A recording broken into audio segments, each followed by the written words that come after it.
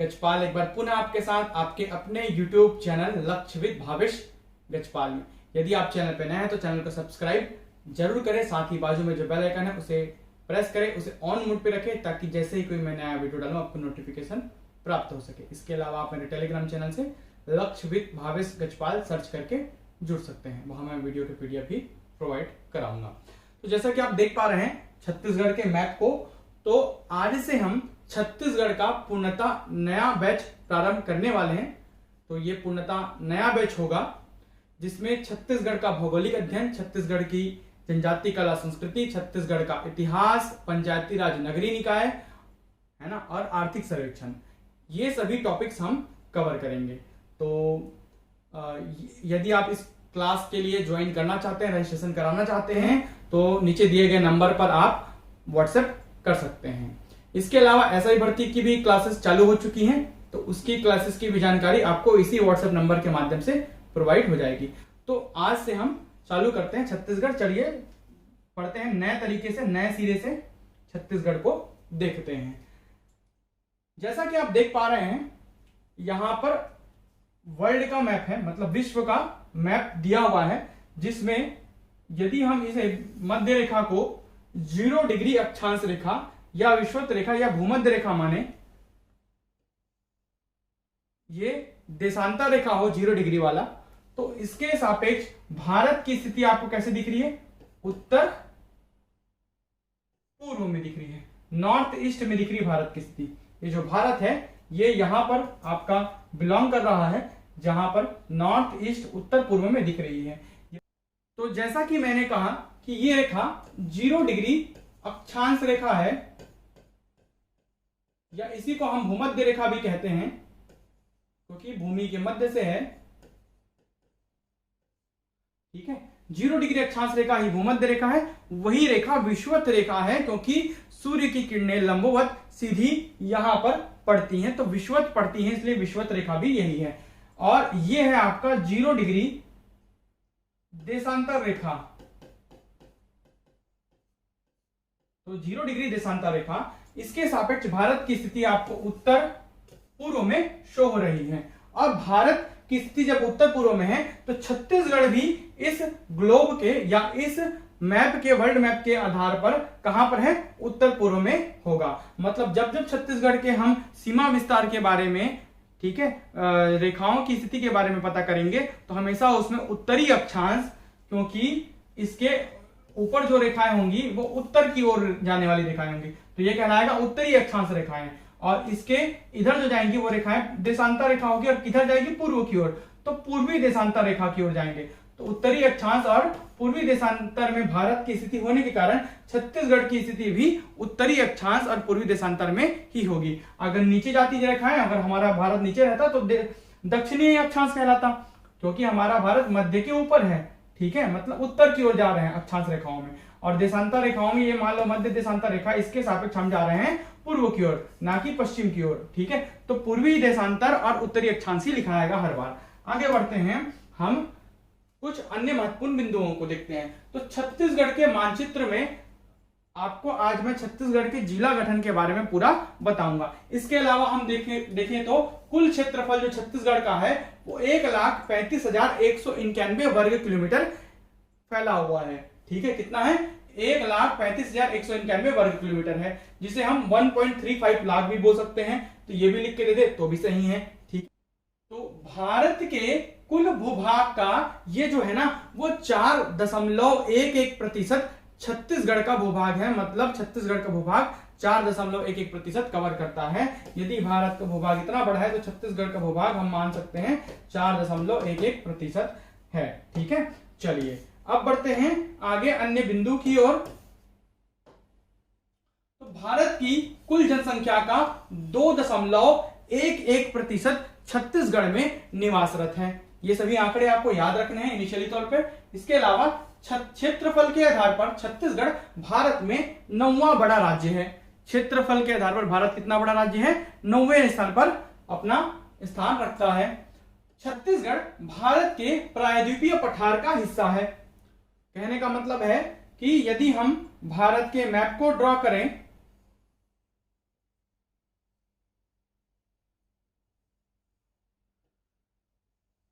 ठीक है। तो ये जो नीचे वाला हिस्सा है ये कहलाता है प्रायद्वीपीय भारत का पठार। ठीक है। प्रायद्वीप उस भूभाग को कहते हैं जो तीन ओर से समुद्रों से या जल से घिरा हो, और द्वीप उस भूभाग को कहते हैं, उस भूखंड को कहते हैं जो चारों ओर से समुद्रों से घिरा होता है। तो ये जो त्रिभुज वाला हिस्सा है ये प्रायद्वीपीय भारत का पठार है, यहीं पर आपका छत्तीसगढ़ आता है, इसलिए कहा गया है कि भारत के प्रायद्वीपीय पठार का हिस्सा है छत्तीसगढ़। हम बात करें अन्य बिंदुओं की, तो वर्तमान में छत्तीसगढ़ में 5 संभाग हैं, वर्तमान में 28 जिले हैं। 28वां जिला गौरेला पेंड्रा मरवाही 10 फरवरी को अस्तित्व में आया। तहसीलों की संख्या वर्तमान में 177 है, क्योंकि तहसीलों की संख्या अभी बढ़ गई है, हो सकता है 1-2 और बढ़ गई हो। ठीक है, शायद 2 और बढ़ गई हैं, तो इसको आंकड़े को मैं एक बार और देख के बताऊंगा। ये संख्या बढ़ती रहती है, तो अप्रोक्सीमेट आंकड़ा आता है। विकासखंड 146 है, जबकि जब राज्य गठित हुआ मतलब 1 नवंबर सन 2000 को, तो उस समय संभाग हमारे पास 3 थे, जिले 16 थे, तहसील 96 थे, विकासखंड 146 थे। ठीक है, राज्य गठन के समय। अब हम बात करते हैं जिला, तो जिलों की। तो जिलों को इस मैप में हम कैसे उकेरेंगे, ध्यान से देखिएगा।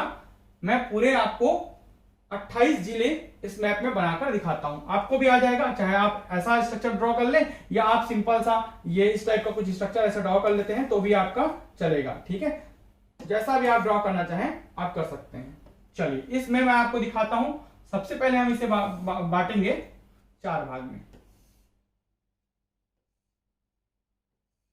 ठीक है, तो हमने इसे 4 भाग में 4 लाइन खींच दिया, मतलब ये 5 भागों में बढ़ गया।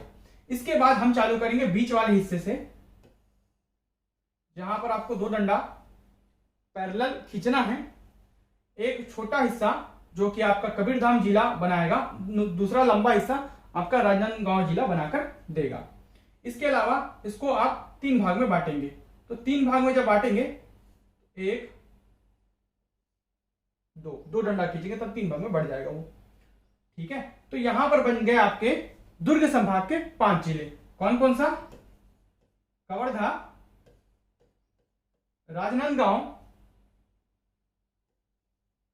बेमेतरा, दुर्ग, बालोद। ठीक है, अब क्या करना है, बलौदाबाजार के लिए यहां से एक लाइन लेने हैं और इसके ऊपर दुर्ग के ऊपर एक लाइन खींचना है आपको। ठीक है, एक लाइन यहां से खींचना है, इन दोनों को यहां मिलाना है, इन दोनों को यहां मिलाना है, एक लाइन यहां से आपको तिरछा खींचना है। तो ये बन गए रायपुर संभाग के 5 जिले।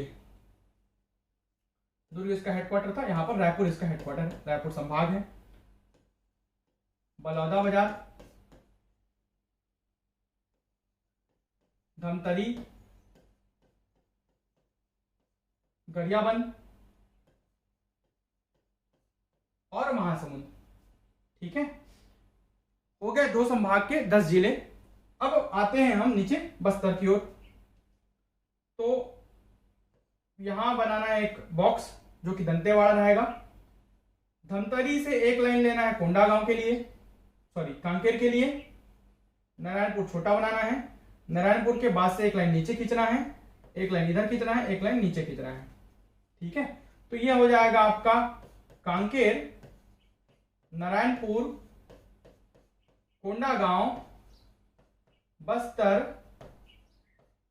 सुकमा,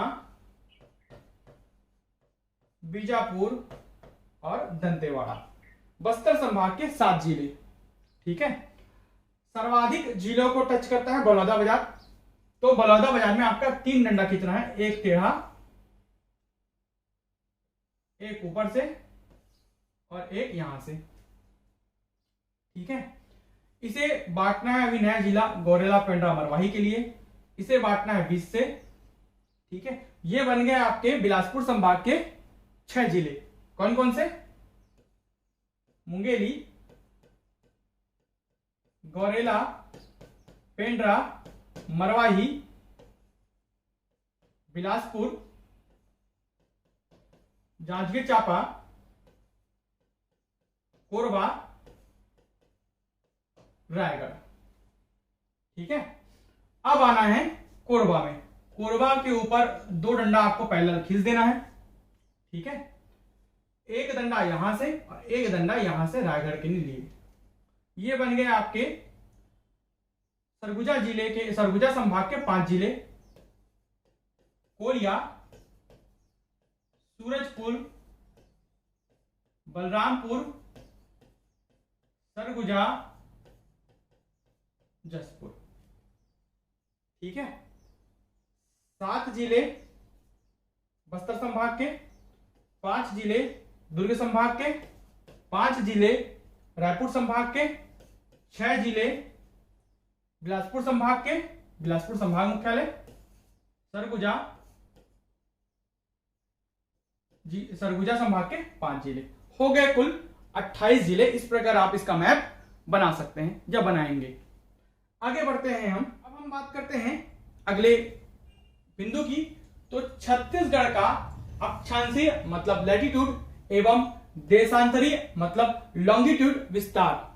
तो अक्षांशीय और देशांतरीय विस्तार को समझने से पहले भारत के सापेक्ष छत्तीसगढ़ की स्थिति को समझ लेते हैं, ठीक है। विश्व भूगोल में यदि ये 0 डिग्री अक्षांश रेखा है, जिसे हम भूमध्य रेखा भी कहते हैं या जिसे हम विषुवत रेखा कहते हैं, तो इसके उत्तर में भारत है, जैसा कि आपको बता चुका हूं। और ये यदि 0 डिग्री देशांतर रेखा है तो इसके पूर्व में भारत है।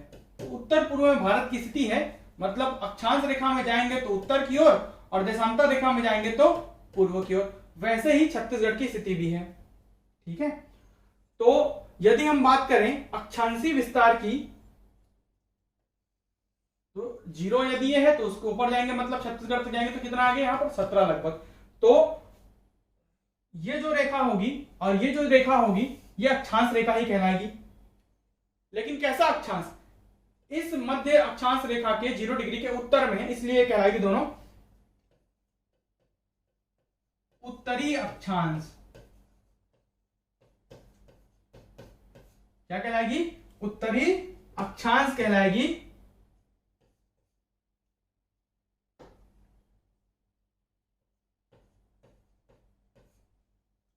ये भी क्या कहलाएगी? उत्तरी अक्षांश, ठीक है। तो उत्तरी अक्षांश, दोनों उत्तरी अक्षांश कहलाएगी। ये जो है ये 17 डिग्री 46 मिनट उत्तरी अक्षांश रेखा है, जो कि सुषमा से टच करके जाती है। और ये जो है 24 डिग्री 5 मिनट उत्तरी अक्षांश रेखा है, जो कि बलरामपुर से टच करके जाती है। विस्तार वहां तक है। बात करें देशांतरी विस्तार की, तो ये दोनों जो रेखाएं हैं वो देशांतरी रेखा कहलाएगी। इसके सापेक्ष ये है पूर्व की ओर, इसलिए यदि 0 डिग्री देशांतर रेखा इधर है तो इधर से इधर जाएंगे तो ये कहलाएगा पूर्व साइड जा रहे हैं। किधर जा रहे हैं? पूर्व साइड जा रहे हैं, ना कि पश्चिम साइड। तो 0 डिग्री देशांतरी रेखा के सापेक्ष हम पूर्व की ओर जा रहे हैं, इसलिए दोनों रेखाओं का नाम हो जाता है पूर्वी देशांतर।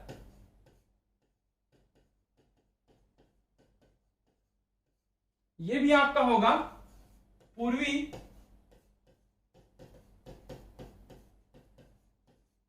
देशांतर रेखा। तो ये जो है ये आपका है 80 डिग्री 15 मिनट पूर्वी देशांतर रेखा, जो कि बीजापुर को टच करते हुए जाती है। विस्तार इसका, ये जो जसपुर से जो पूर्वी देशांतर रेखा जा रही है वो 84 डिग्री 25 मिनट तक इसका विस्तार है। मतलब 80-15 से 84-25 तक पूर्वी देशांतर रेखा और 17-46 से लेकर 24-5 तक उत्तरी अक्षांश रेखा का विस्तार है। मतलब छत्तीसगढ़ का विस्तार इन्हीं रेखाओं के मध्य है। जैसा कि आप देख पा रहे हैं मैप में, छत्तीसगढ़ जो है वो उत्तरी अक्षांश में ज्यादा फैला हुआ है। मतलब बात करें इस छत्तीसगढ़ के दक्षिण से उत्तर की ओर लंबाई की, तो दक्षिण से उत्तर की तरफ इसकी जो लंबाई है वो लगभग 700 किलोमीटर के आसपास है। जबकि हम बात करें आपका पश्चिम से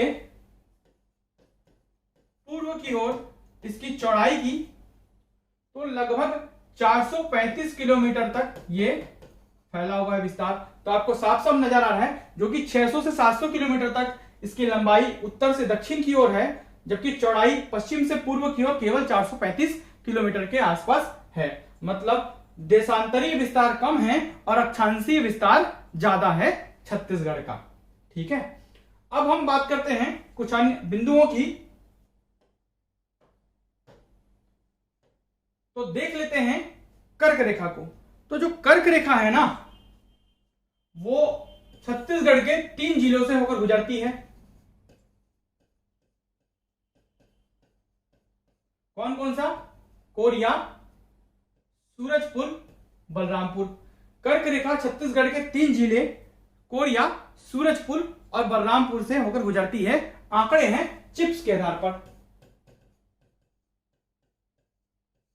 चिप्स भारतीय संस्था जो कि सीमाओं के लिए आंकड़े निकालती है, मतलब अक्षांशीय विस्तार, देशांतरीय विस्तार, इन टाइप के आंकड़े निकालती है। तो उसके आधार पर कर्क रेखा कोरिया, सूरजपुर और बलरामपुर से होकर जाती है। इसके अलावा एक और रेखा होती है जिसके सापेक्ष हम अपना समय मेजर करते हैं, जिसे हम 82.5 क्या बोलते हैं? पूर्वी देशांतर रेखा कहते हैं।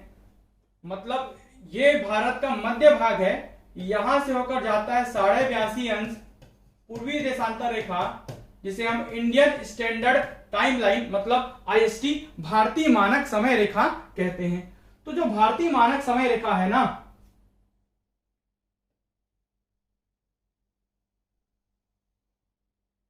ठीक है, क्या 82.5 पूर्वी देशांतर रेखा, इंडियन स्टैंडर्ड टाइमलाइन रेखा या भारतीय मानक समय रेखा। भारतीय मानक समय रेखा छत्तीसगढ़ के 7 जिलों से होकर गुजरती है। कोरिया, सूरजपुर, कोरिया, कोरबा, जांजगीर चांपा, बलौदाबाजार, महासमुंद और गरियाबंद। आंकड़े चिप्स के हैं, केवल चिप्स के आंकड़े ही आपको पढ़ने, वही उसी का आंसर लिया जाता है बार बार। ठीक है, तो 82.5 पूर्वी देशांतर रेखा, क्योंकि ऐसा है खड़ी लाइन है इसलिए देशांतर, पूर्व में है इसलिए पूर्वी देशांतर, जिसे हम आईएसटी इंडियन स्टैंडर्ड टाइमलाइन या भारतीय मानक समय रेखा भी कहते हैं, वो छत्तीसगढ़ के 7 जिलों से होकर गुजरती है। बात करें एक और बिंदु, एक और प्रश्न जो बार बार सीजीपीएससी व्यापम के एग्जाम्स में पूछा जाता है और कई बार विलोपित भी कर दिया जाता है, तो कटान बिंदु की कर्क रेखा और आईएसटी लाइन मतलब भारतीय मानक समय रेखा दोनों एक दूसरे को कहां पर काटती हैं? तो दोनों एक दूसरे को काटती हैं कोरिया जिले में। ठीक है, ये जो स्थान है वो कोरिया जिले का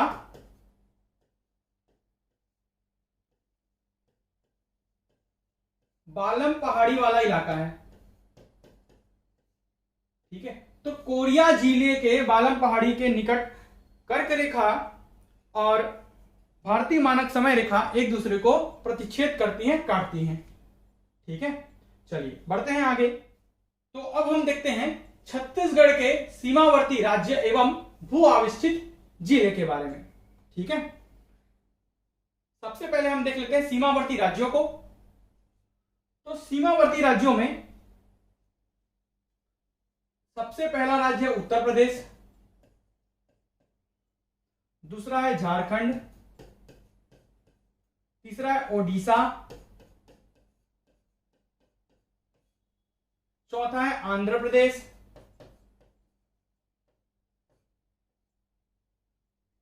तेलंगाना, महाराष्ट्र, मध्य प्रदेश। 7 राज्य, 3, 6 और 1 7, 7 राज्य जो कि छत्तीसगढ़ की सीमा को स्पर्श करते हैं। ठीक है, लाइनों को थोड़ा सा मैं खींच लेता हूं ताकि आपको समझ आए।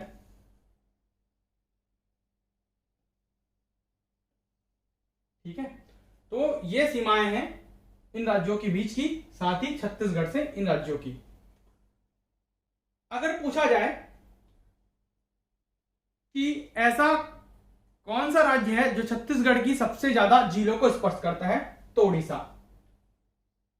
जसपुर जिला, बाजू में मैप शो हो रहा है, ठीक है, जसपुर जिला, रायगढ़ जिला, महासमुंद जिला, गरियाबंद जिला,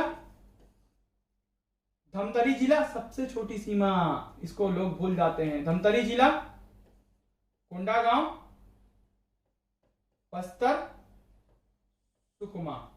कुल 8 जिले हैं जिनको उड़ीसा स्पर्श करती है। ठीक है,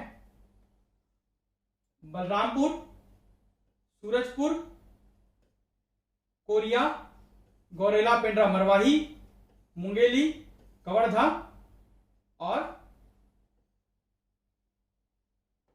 हो गया आपका राजनांदगांव। 1 2 3 4 5 6 7, 7 जिलों को स्पर्श करता है मध्य प्रदेश। राजनांदगांव, कांकेर, नारायणपुर, बीजापुर, इन 4 जिलों को स्पर्श करता है महाराष्ट्र। तेलंगाना के पास बीजापुर, सुकमा, 2 जिलों को स्पर्श करता है तेलंगाना। 1 जिले को स्पर्श करता है आंध्र प्रदेश, केवल सुकमा को, केवल सुकमा को।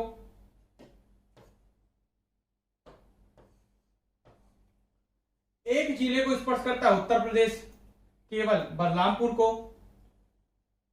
1 2 जिलों को स्पर्श करता है झारखंड, बलरामपुर और जसपुर को।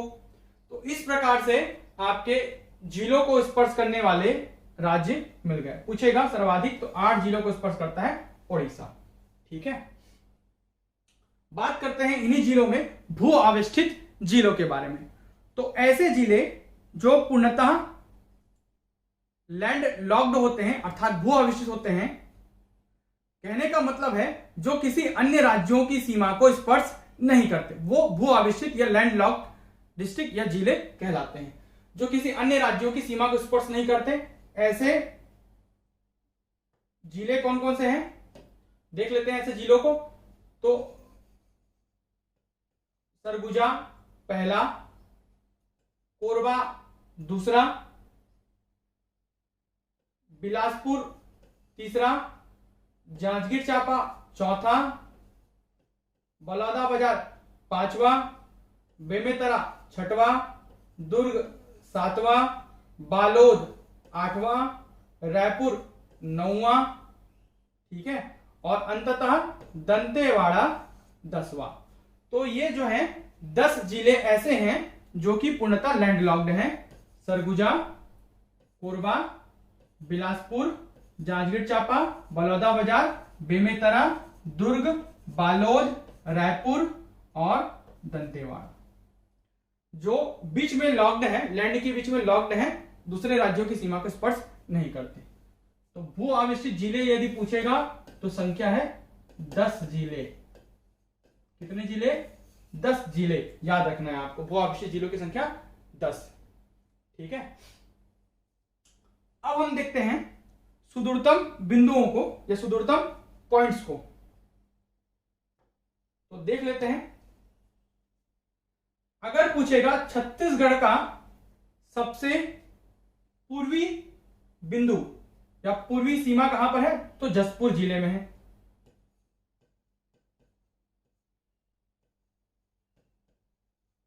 पूर्वी बिंदु जसपुर, ये पूर्व है ना, ये पश्चिम है, उत्तर दक्षिण, जसपुर, जसपुर नगर। ठीक है, उत्तरतम बिंदु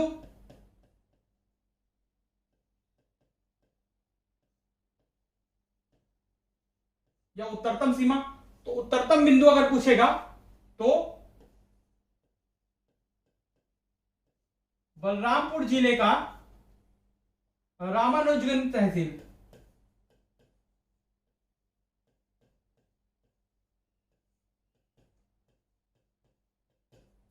तो बलरामपुर जिले का रामानुजगंज तहसील सबसे उत्तरतम बिंदु है छत्तीसगढ़ का।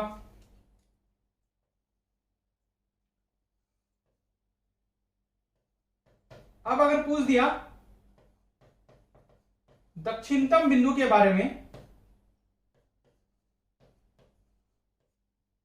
तो आएगा सुकमा जिले के कोंटा तहसील।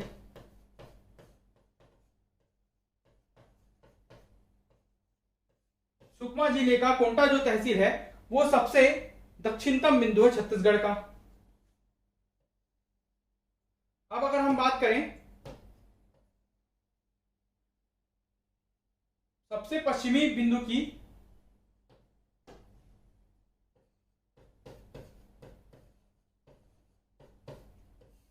पश्चिमी बिंदु बीजापुर जिले का भोपालपट्टनम तहसील।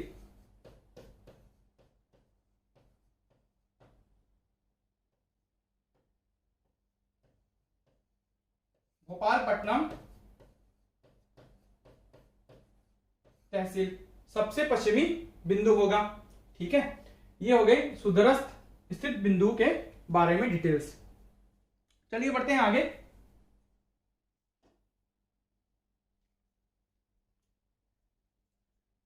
चलिए अब हम बात करते हैं छत्तीसगढ़ के संभाग एवं जिले के जिलों का गठन। ठीक है, तो छत्तीसगढ़ के संभाग एवं जिलों का गठन, सबसे पहले संभाग गठन की चर्चा कर लेते हैं। तो सबसे पहला संभाग या प्राचीनतम संभाग जो गठित हुआ था रायपुर सन 1862 में। ध्यान देने वाली बात यहां पर यह है कि रायपुर को 1861 में पहले जिला घोषित किया गया, उसके बाद में संभाग बनाया गया। तो रायपुर पहले जिला बना, फिर संभाग बना 1862 में। रायपुर में वर्तमान में जिलों की संख्या है 5 और रायपुर संभाग सबसे प्राचीनतम संभाग है।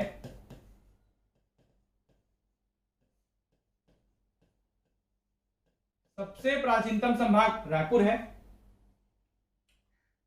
उसके बाद दूसरे नंबर पे गठन किया गया बिलासपुर संभाग का सन 1956 में। वर्तमान में इसमें 6 जिले हैं और जनसंख्या की दृष्टि से सबसे बड़ा संभाग है।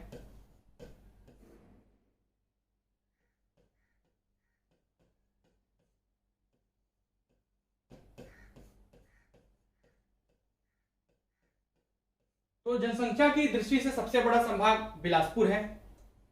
बाद में तीसरे नंबर पे गठन हुआ 1981 में बस्तर संभाग का, जिसमें वर्तमान में 7 जिले हैं और क्षेत्रफल की दृष्टि से सबसे बड़ा संभाग।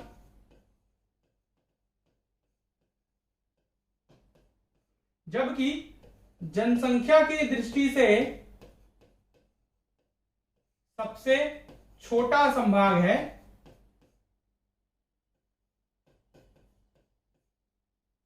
कौन? बस्तर। इसके बाद 1 अप्रैल सन 2008 को गठन किया जाता है सरगुजा संभाग का, जिसमें वर्तमान में 5 जिले हैं। इसके लिए कोई विशेष पॉइंट नहीं है। अगला सितंबर सन 2013 में गठन किया गया दुर्ग संभाग, जो कि सबसे नवीनतम संभाग है और वर्तमान में इसमें भी 5 जिले हैं। सबसे नवीनतम संभाग। इसके अलावा क्षेत्रफल में सबसे छोटा संभाग भी यही है।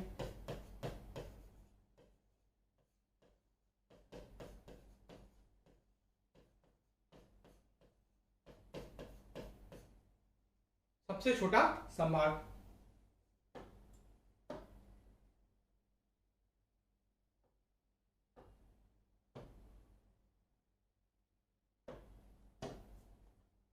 चलिए मैप में समझ लेते हैं। तो सरगुजा संभाग के 5 जिले कोरिया, सूरजपुर, बलरामपुर, सरगुजा और जसपुर। बिलासपुर संभाग के 6 जिले मुंगेली, गौरेला, पेंड्रा, मरवाही, स्वयं बिलासपुर संभाग मुख्यालय, कोरबा, जांजगीर चांपा और रायगढ़। ठीक है। दुर्ग संभाग के 5 जिले मुख्यालय दुर्ग, कवर्धा, कबीरधाम, बेमेतरा, दुर्ग, बालोद, राजनांदगांव। रायपुर संभाग मुख्यालय रायपुर, सरगुजा का संभाग मुख्यालय अंबिकापुर है, रायपुर का स्वयं रायपुर है। 5 जिले स्वयं रायपुर, बलौदाबाजार, महासमुंद, गरियाबंद, धमतरी।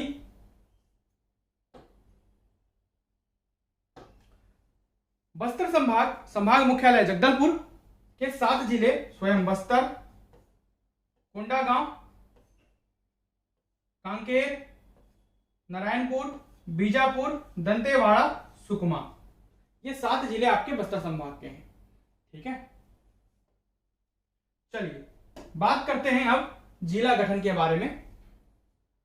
तो जिले का नाम सबसे पहला जिला बना रायपुर सन 1861 में, और उसी समय बना 1861 में ही बिलासपुर। तो रायपुर और बिलासपुर जिलों का गठन हुआ 1861 में। रायपुर का जिला मुख्यालय रायपुर है, बिलासपुर का बिलासपुर है। दोनों ब्रिटिश प्रांत से अलग होकर विभाजित होकर बने।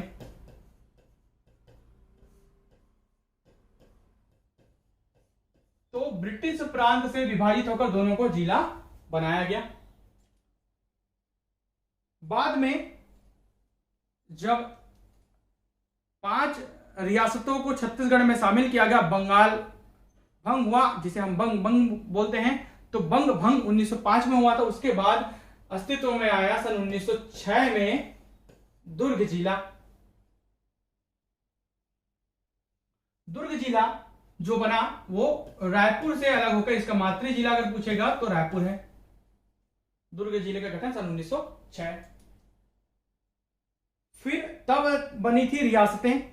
स्वतंत्रता प्राप्ति के बाद रियासतों का विलय हुआ 1947 के बाद में 1948 में 1948 में 3 रियासतों को, छत्तीसगढ़ की 3 रियासतों को जिले का दर्जा दिया गया। 1948 में सरगुजा, रायगढ़ और बस्तर, ये तीनों रियासत थे। सरगुजा का मुख्यालय है अंबिकापुर, रायगढ़ का रायगढ़, बस्तर का जगदलपुर है जिला मुख्यालय।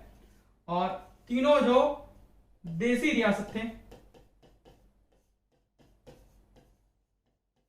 तो तीनों रियासत थे पहले, रियासत से अलग होकर जिला बने, रियासत से कन्वर्ट होकर जिला बने। फिर गठन किया गया, राजनांदगांव में भी तो था रियासत खैरागढ़, तो तब राजनांदगांव में को जिला बनाया गया 1973 में। ठीक है। राजनांदगांव को जिला बनाया गया सन 1973 में।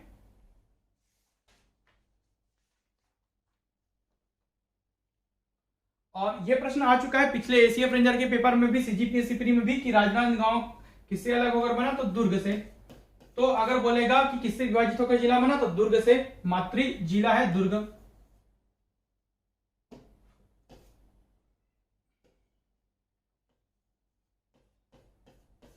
चलिए बात करते हैं आगे। बाद में फिर 9 जिले एक साथ फिर गठित किए गए। तो उन 9 जिलों का गठन हुआ सन 1998 में, जिनमें से 5 कोरिया, जसपुर, कोरबा, जांजगीर चांपा, कबीरधाम। 1998 1998 ठीक है। कोरिया का जिला मुख्यालय बैकुंठपुर है, जसपुर का जसपुर नगर है, कोरबा का कोरबा है, जांजगीर चांपा का जांजगीर है, कबीरधाम का कवर्धा है। कबीरधाम तो 2003 में नाम चेंज हुआ, पहले कवर्धा ही था। ठीक है। कोरिया और जसपुर, तो कोरिया जो है अलग हुआ सरगुजा से, जसपुर जो अलग हुआ रायगढ़ रियासत से, रियासत जो जिला बन गया था। ठीक है, तो अलग हुआ रायगढ़ से।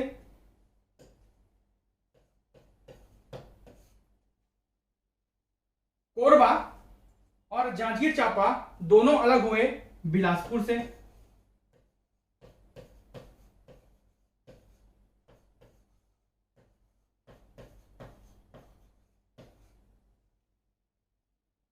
कबीरधाम कवर्धा जो अलग हुआ राजनांदगांव से और बिलासपुर से।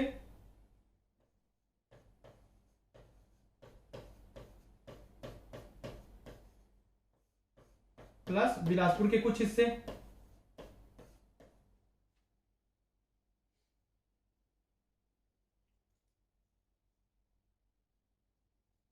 अच्छा, दुर्ग के लिए एक बात मैं बता देना चाहता हूं, दुर्ग ना पूर्णतः रायपुर से अलग नहीं हुआ, दुर्ग में कुछ हिस्से बिलासपुर के भी शामिल थे।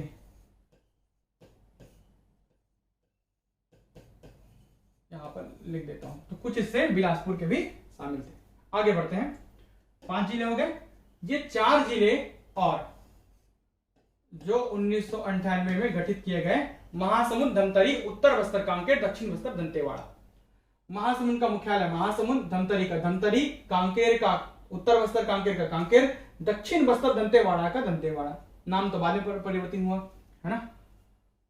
महासमुंद और धमतरी दोनों के मातृ जो जिले हैं वो है रायपुर। कांकेर जो अलग हुआ और दंतेवाड़ा जो अलग हुआ दोनों हुआ बस्तर से।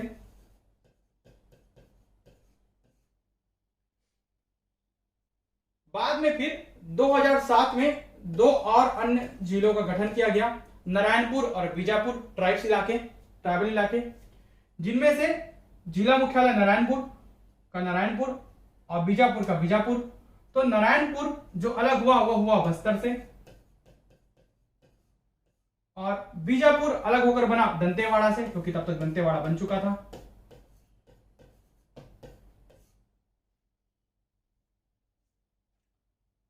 फिर और बनते हैं 9 जिले। तो उन 9 में से 1 2 3 4 5 6 7 जिले इधर ही हैं। कब? सन 2012 में 9 जिलों का गठन। इसमें भी 9 जिले बने थे, इसमें 2 जिले, इसमें भी 9 जिले बने थे। ठीक है, सूरजपुर, बलरामपुर, मुंगेली, बेमेतरा, बालोद, बलौदाबाजार, गरियाबंद। सूरजपुर का सूरजपुर मुख्यालय, सूरजपुर अलग होकर बना सरगुजा से। बलरामपुर अलग हुआ सरगुजा से।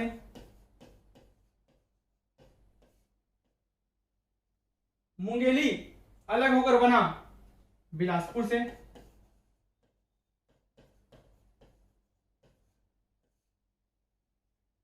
बेमेतरा आपका और बालोद दोनों अलग हुआ दुर्ग से।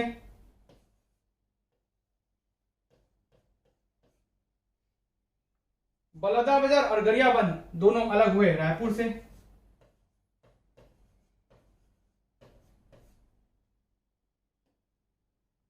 बच गए 3, 7 बच गए 2, जो कि 2012 में गठन किए गए।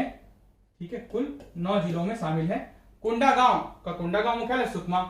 तो कोंडागांव अलग होता है बस्तर से और सुकमा अलग होता है दंतेवाड़ा से।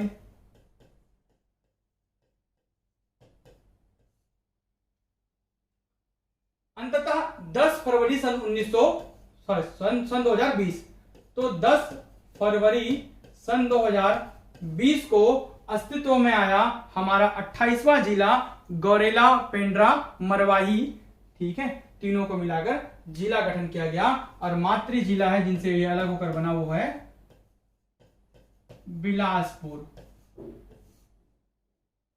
ठीक है, इस प्रकार 28 जिले गठित कर लिए गए। जिलों का नाम परिवर्तन हुआ था 2003 में, जिसमें से कवर्धा से कबीरधाम नाम परिवर्तित किया गया, जिला मुख्यालय कवर्धा ही रहेगा। दंतेवाड़ा से दक्षिण बस्तर दंतेवाड़ा कहा गया। कांकेर से उत्तर बस्तर कांकेर से कहा जाने लगा। अंतिम स्लाइड की ओर बढ़ते हैं। तो छत्तीसगढ़ में तहसील, विकासखंड एवं नगरीय निकाय को हम देख लेते हैं एक नजर में। कुल तहसील है वर्तमान में 177, 177, शायद 2 और बढ़ गए हैं, 179 हो गए हैं, देखना पड़ेगा इसको।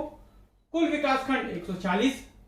सर्वाधिक तहसील वाला जिला है आपका जांजगीर चांपा, जहां कुल 14 तहसील है।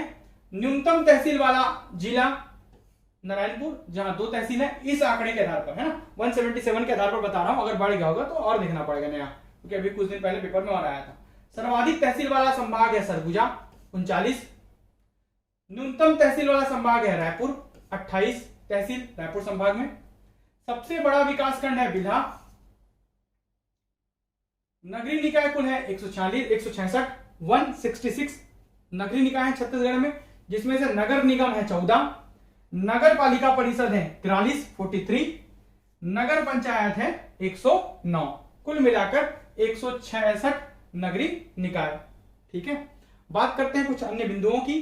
तो पूर्णतः अनुसूचित क्षेत्र में शामिल जिले हैं 14, जिन्हें पूर्णतः अनुसूचित क्षेत्र वाले जिले घोषित किया गया है, जिनके लिए वैकेंसी में कई बार तृतीय वर्ग की जो वैकेंसी निकलती है उसमें स्थानीय लोगों को ही, यहाँ के लोगों को ही प्राथमिकता दी जाती है। कांकेर, कोंडागांव, बस्तर, सुकमा, दंतेवाड़ा, बीजापुर, नारायणपुर, कोरिया, सूरजपुर, सरगुजा, बलरामपुर, जसपुर, कोरबा, गौरेला, पेंड्रा, मरवाही, ये 14 जिले इसमें अनुसूचित क्षेत्र में शामिल जिले हैं। अगर बोलेगा कुल आकांक्षी जिले कितने हैं, तो 10 कुल आकांक्षी जिले हैं, जिनमें से कांकेर, कोंडागांव, बस्तर, सुकमा, दंतेवाड़ा, बीजापुर, नारायणपुर, महासमुंद, कोरबा और राजनांदगांव शामिल है। ये आकांक्षी जिलों में शामिल जिले हैं, 10 जिले। ठीक, तो आई होप ये पहला क्लास आपको अच्छे से समझ आया होगा डिटेल में, और ऐसे ही हम क्लास आगे करते रहेंगे। यदि आप क्लासेस ज्वाइन करना चाहते हैं छत्तीसगढ़ से रिलेटेड, तो आप नीचे दिए गए नंबर पर व्हाट्सएप कर सकते हैं। क्लासेस की वहां पर आपको डिटेल दे दी जाएगी। साथ ही एसआई भर्ती भी चालू है, और जल्द ही सीजीपीएससी प्री की क्लासेस भी चालू हो रही है 10 अगस्त से। सीजीपीएससी सीजी व्यापम की पूर्णतः क्लासेस स्टार्ट होने वाली हैं। जिनको भी डिटेल चाहिए क्लासेस से ज्वाइन करने से संबंधित, तो आप दिए गए व्हाट्सएप नंबर पर मुझे व्हाट्सएप करें। Thank you.